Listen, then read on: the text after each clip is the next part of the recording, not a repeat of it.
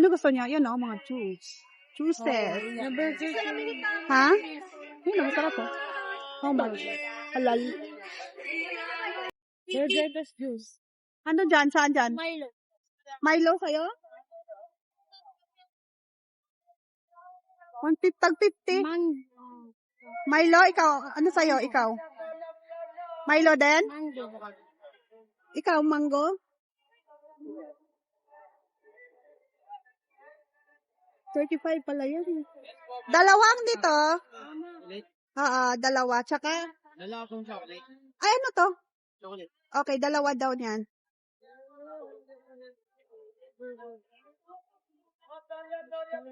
Ikaw, ano nga sa'yo? Burger. Hindi, mango? To. Tsaka isa nito. Opo. Yes. Only 50 pesos. So, meron din silang. Spirit.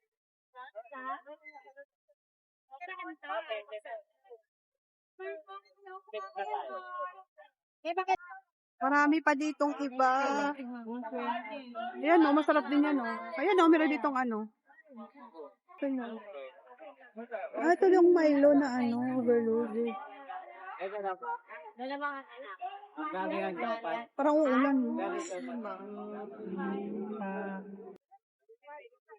Inoki?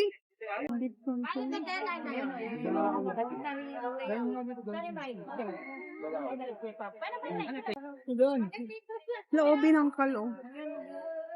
Malamig po palamig. Ano, may palamig? Ayun, oh. Magkano tate? Magkano po? 30 lang, 30. Magkano? 50 lang, 50 lang. Malamig 50. Ano po? Yes po. Dami din pala dito o prutas sabi. 50 pesos. Ma'am, bili na kayo, ma'am. Kaling ang dami. Langoy ka. Yate, ubas dapat po ka. Yun lang. Atep na. Ang dami pala dito, no?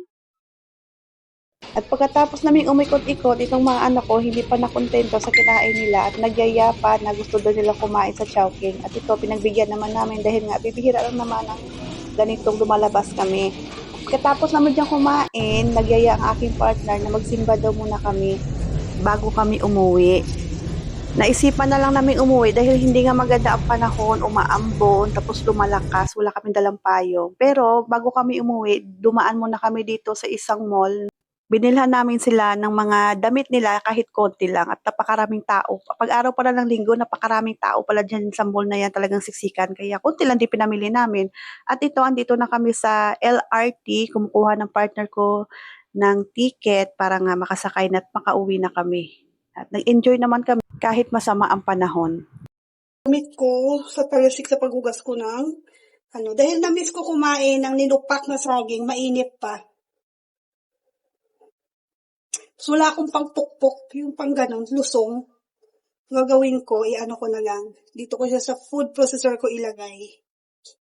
Lagay natin dito. Pwede kaya to? Na-miss ko kumain ng nilupak na saging. Kaya gawin natin to po. Pwede lang naman. Try natin. Okay. Ganyan.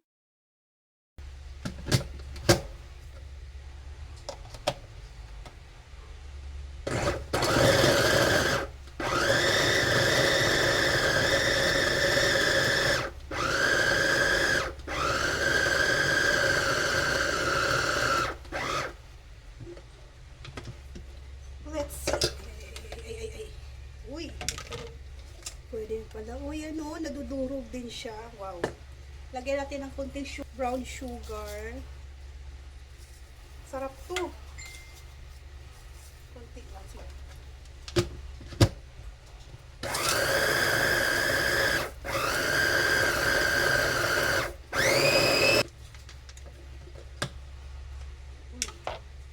Meron na tayong nilupak na saging. Pwede.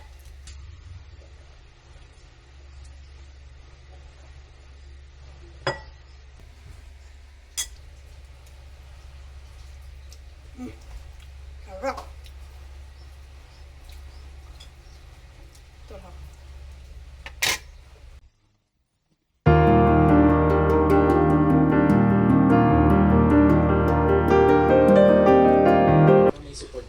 ito na nga ang nangyari sa aking electric fan, nasagi ng aking anak, natumba at nagkulang na yung isang LC niya.